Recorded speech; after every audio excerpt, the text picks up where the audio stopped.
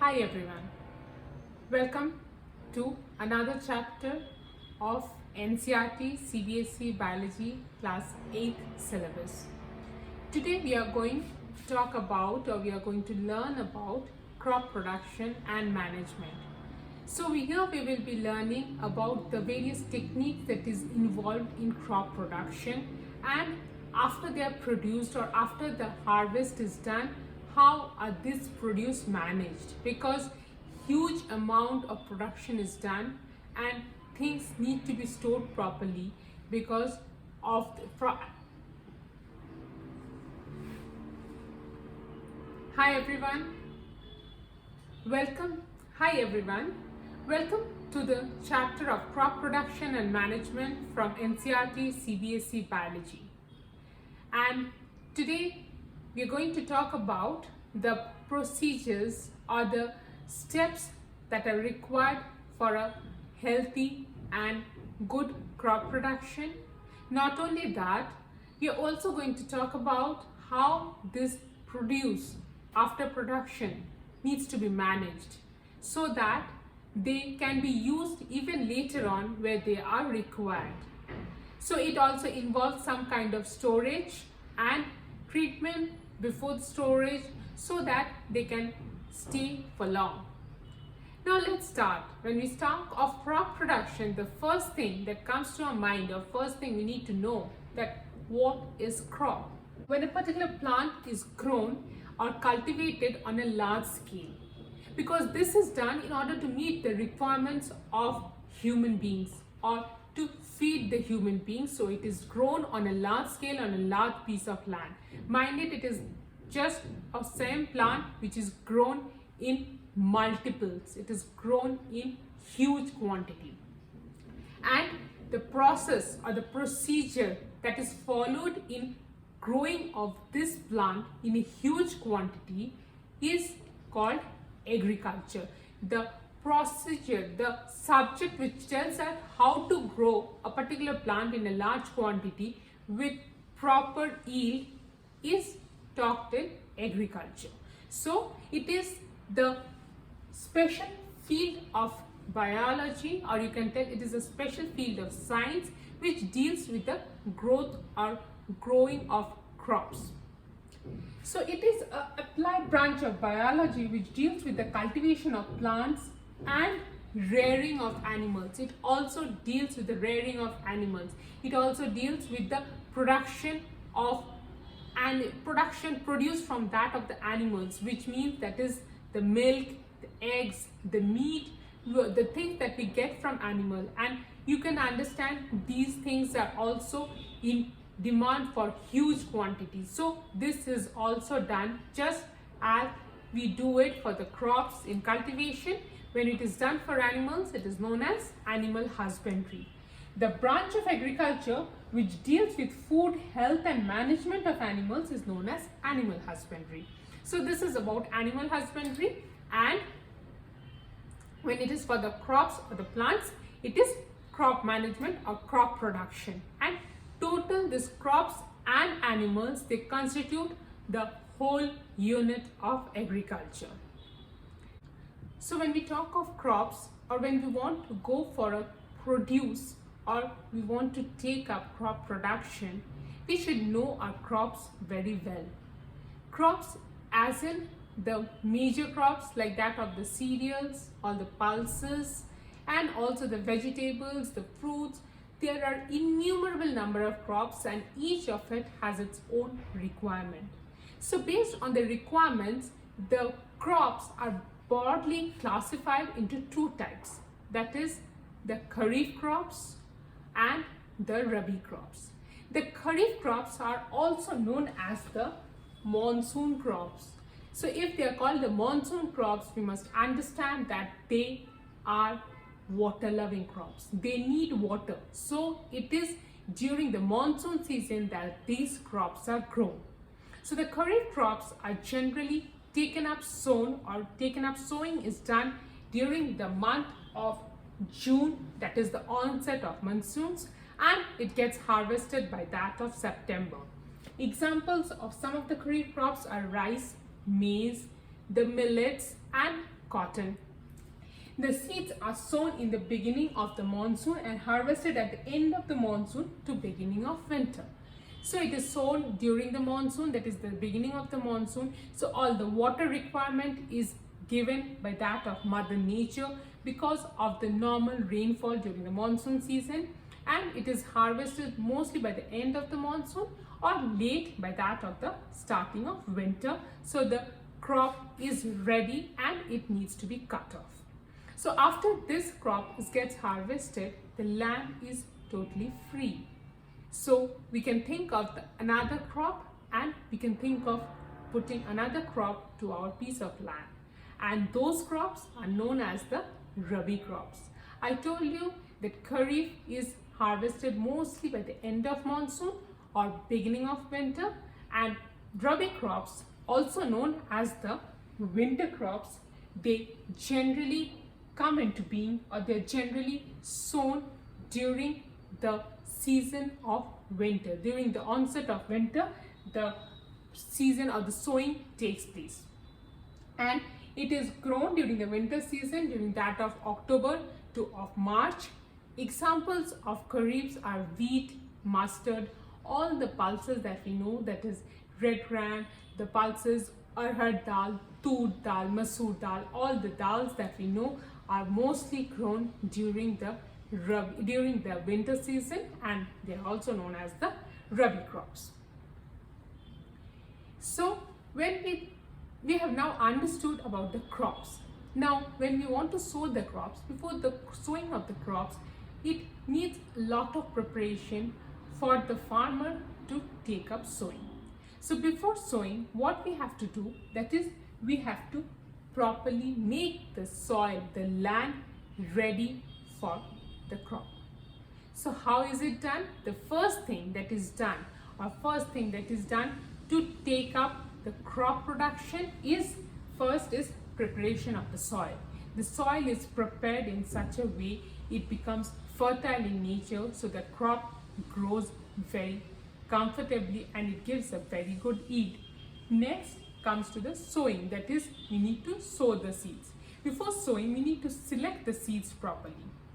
Then comes the adding of manure and fertilizers. After sowing is done, we need to add manures and fertilizer to the soil in order to increase the fertility of the soil, so that the crop remains healthy and it gets proper nutrition in order to come up with a good yield. And finally, we all know that irrigation or water is required by any of the plants. So it needs to get water in the form of irrigation. Irrigation can be done by different means, the traditional or the mechanized ways. Then comes to protection from the weeds. So we know that the plants need to be taken care of from that of the weeds. So we need to protect it from the weeds, and for that we need to do sometimes some manual measures need to be taken. Sometimes some spraying of chemicals is done in order to get rid of the weeds so that the yield of the crop is not hampered.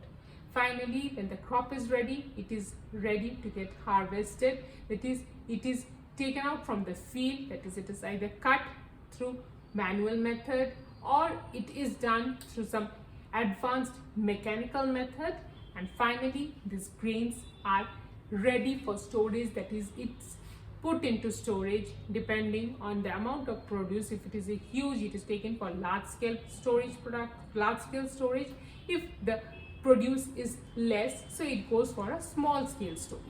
Now let's see each of this crop production or the particular points which is required for a proper crop production. We'll talk each of them in detail. So the first thing for a crop production is, for any plant to grow, is a proper soil. So when we are thinking of growing any crop, we need to make our land ready or fit for the soil. So for that, what we do the process of tilling and plowing. What is plowing? It is exposing the inner layers of the soil.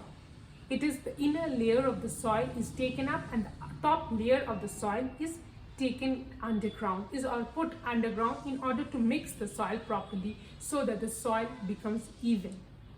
Next is tilling. What is tilling?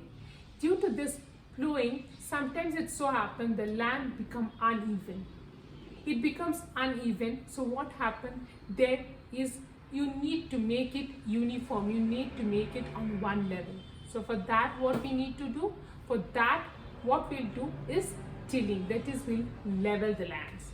Now this both methods of plowing and tilling is done by some agricultural implements.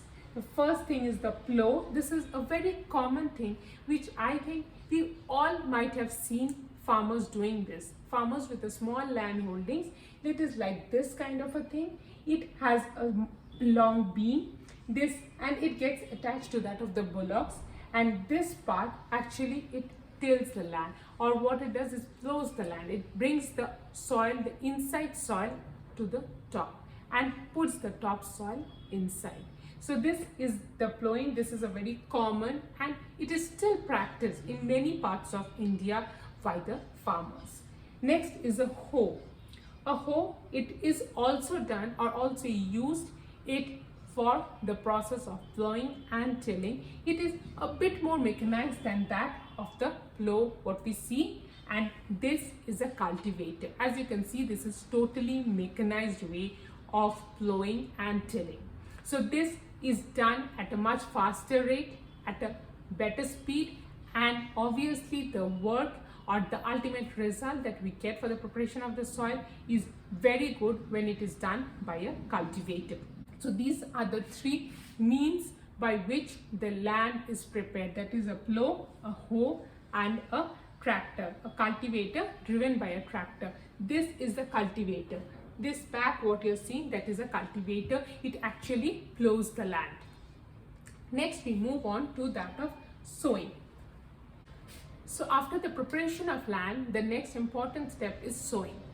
So sowing is done by method, that is the funnel method as well as the seed drill method.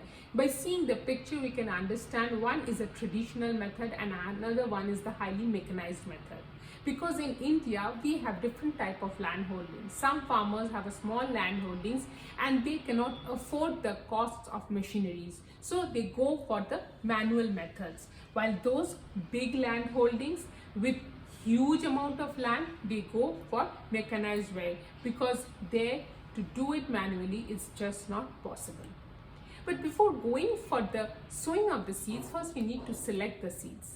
The best of the seeds from the seed lot is selected by the method of soaking the seeds. The seeds which float on the top is either diseased or did not develop properly are removed out. Only the seeds which are soaked down and are heavier in nature are selected and they are put for germination. And once these seeds are selected, they are taken up for sowing. So in sowing, what happens in the funnel method?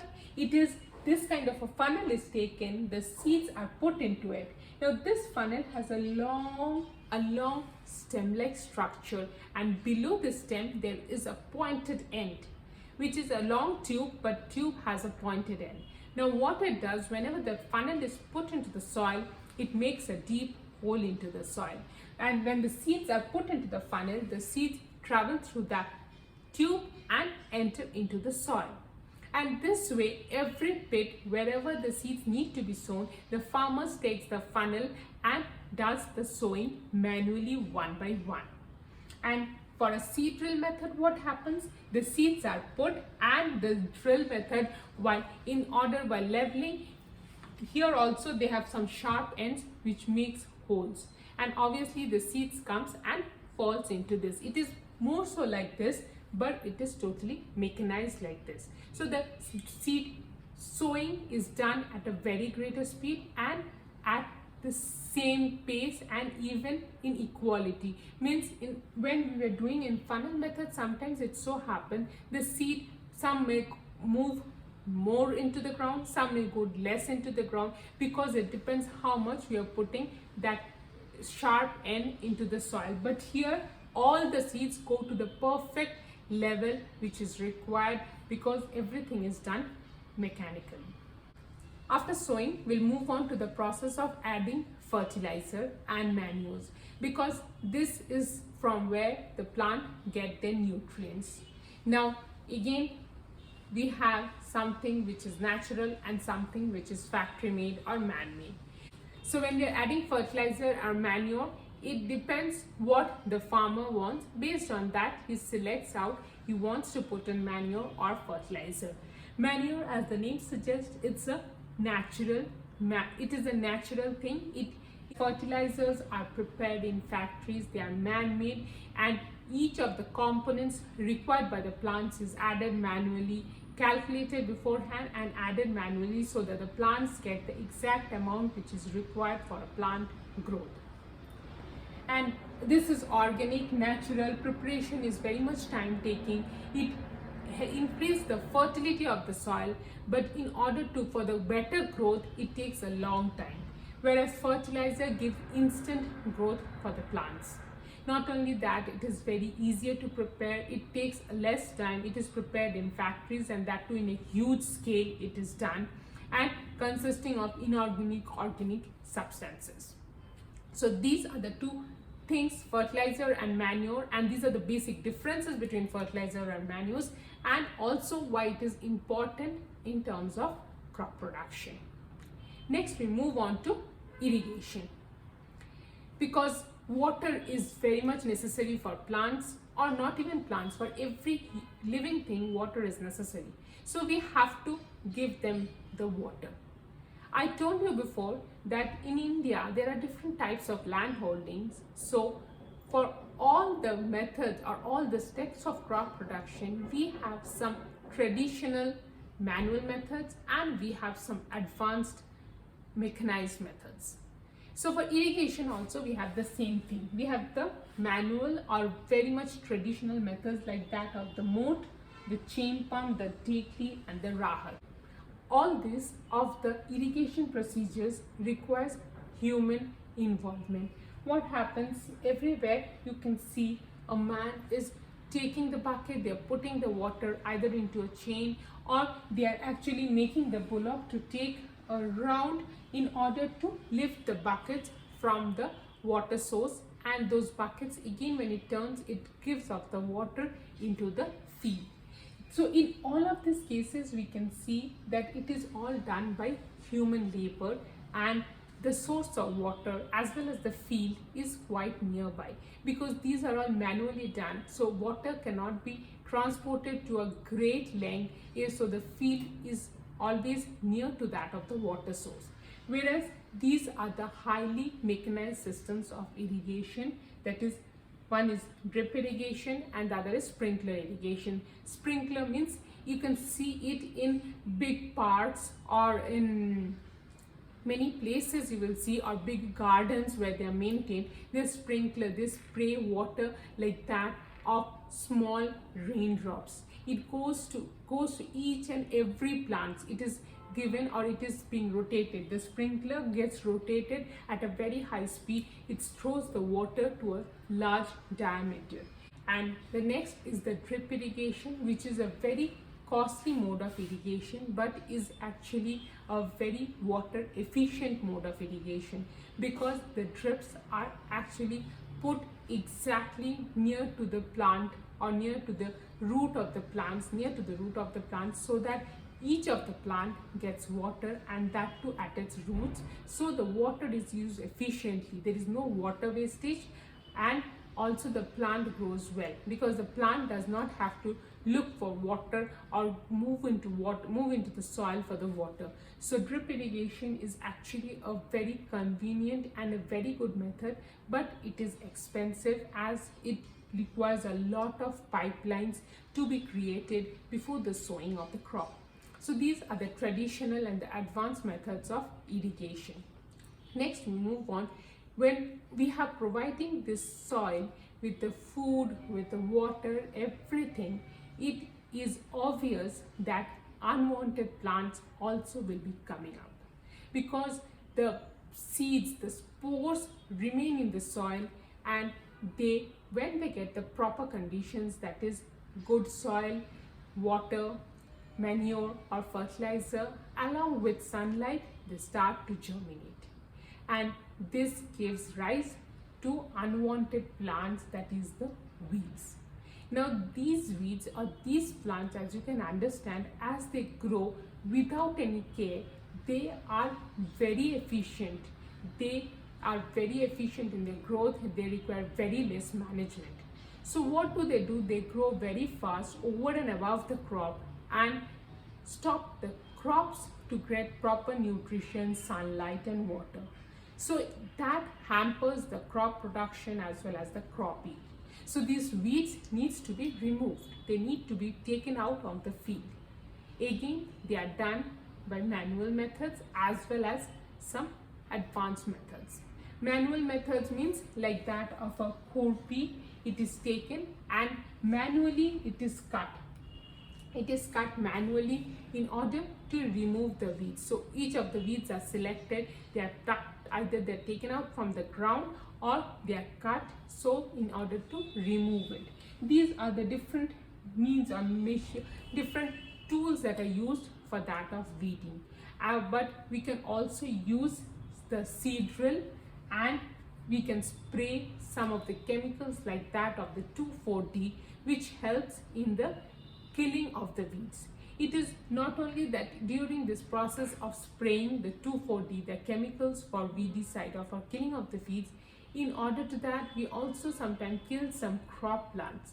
But the crop plants is more important, so the weeds need to be killed. So it is better to avoid the chemical means because it hampers or it sometimes affects the crops also. So this is also a very important step which is required for a proper yield or for proper production of a crop. Next we move on to harvesting. After doing all this, that is, we have prepared the soil, sown the seeds, we have added food, that is manures, fertilizers, given water, removed the weeds. We have taken a lot of care for all of the crops, managed them well, provided them with all the requirements. Now it is time to get the produce. Now it is time to take the yield that has come from the crops. Now how this is done, or this is called the process of harvesting. So what is harvesting? The process of cutting of mature crop to gather grains is known as harvesting. So this is an important step, and this is where you can actually, which is economically beneficial for the farmers. This is what they want in order to earn from that of the crop produce.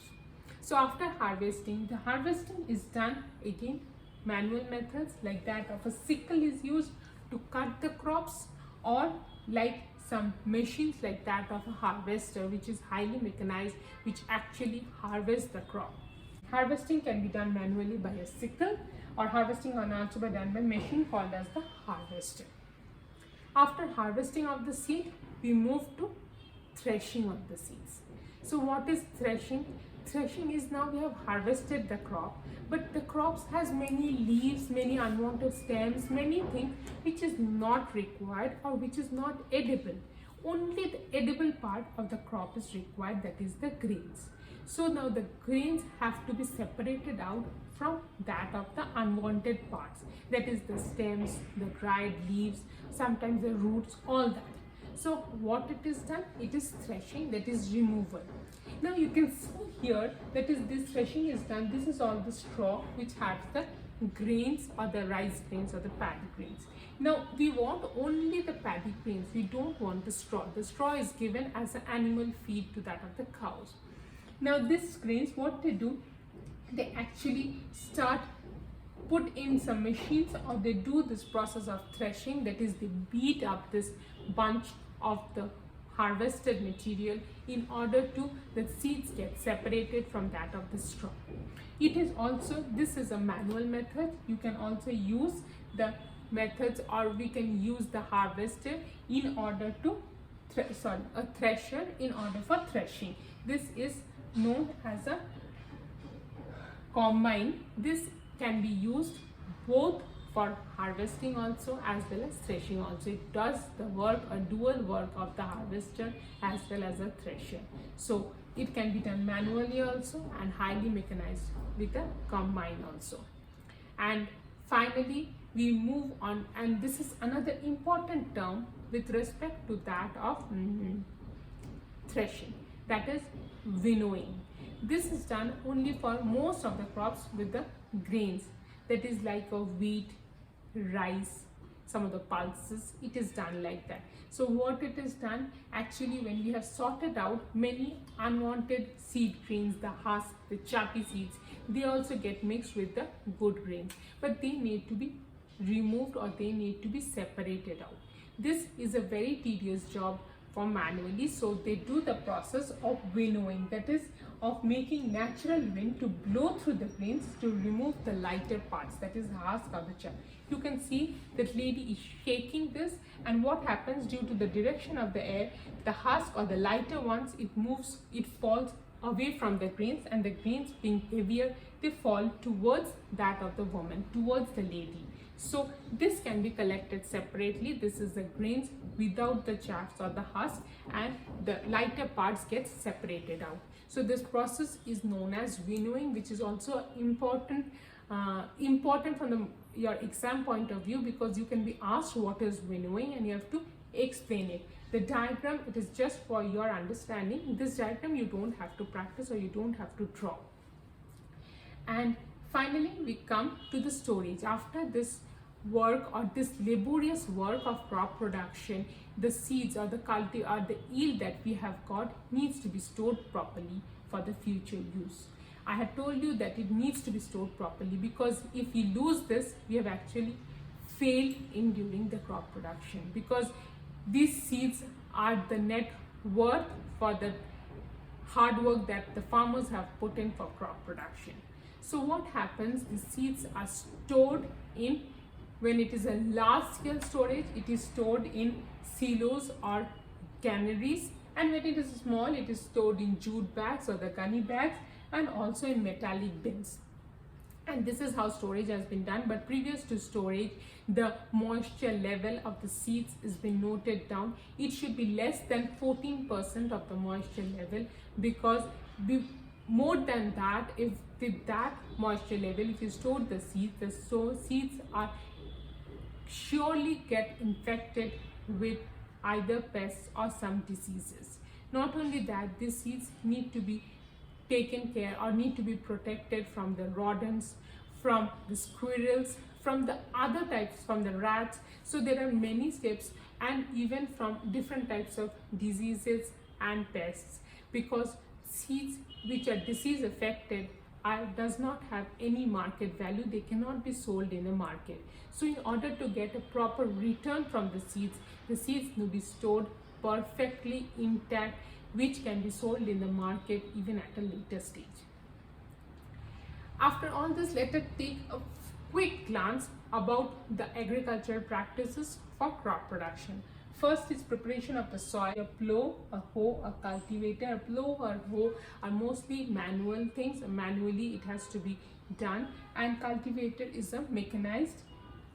Sowing can be done through funnel method or also through a seed drill, which is again a mechanized method. The manures and fertilizers need to be added to the soil to get a proper nutrition to the plants. Next is irrigation. Irrigation is again carried out by the traditional methods as well as the advanced methods. The traditional methods include the mode, the chain pump, the dhekli, and the rahat, whereas for the mechanized methods, it is the sprinkler or the drip irrigation. Next, coming on to the weeding. The weeding is done with that of a kurpi or a seed drill, or it can be also spraying of some of the weedicides like that, the 2,4-D.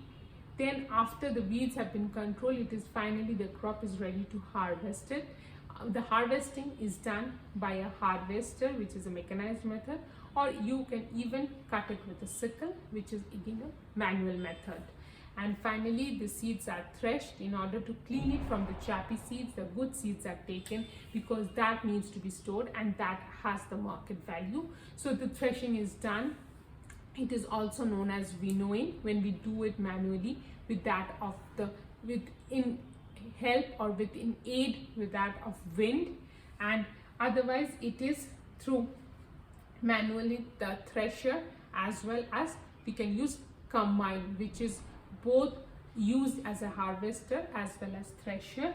And finally is the storage of these grains, which have taken lots of effort from the farmers to be produced, and they are stored. If it is a small scale, it is stored in jute bags or gunny bags, and if it is a large scale, it is stored in silos and the granaries.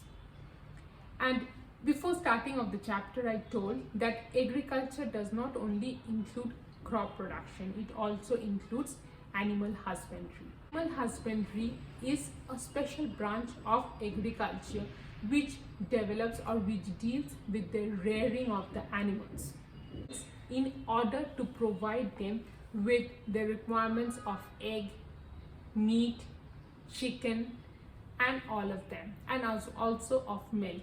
So this is also an important part. Just like the crops, even these animals need to be taken care of as they are produced or as they are done in a very large scale. So this is also a very important part of agriculture. And this brings us to the end of this chapter of crop production and management from class 8 NCERT CBSE biology. If you have liked my video, please like, share and subscribe to my channel. And if you have any queries, please you can put in the comment section. I will surely get back to you. So that's all for today. I'll be coming up with another video or another chapter from class 8. Till then, thank you, stay safe and stay good.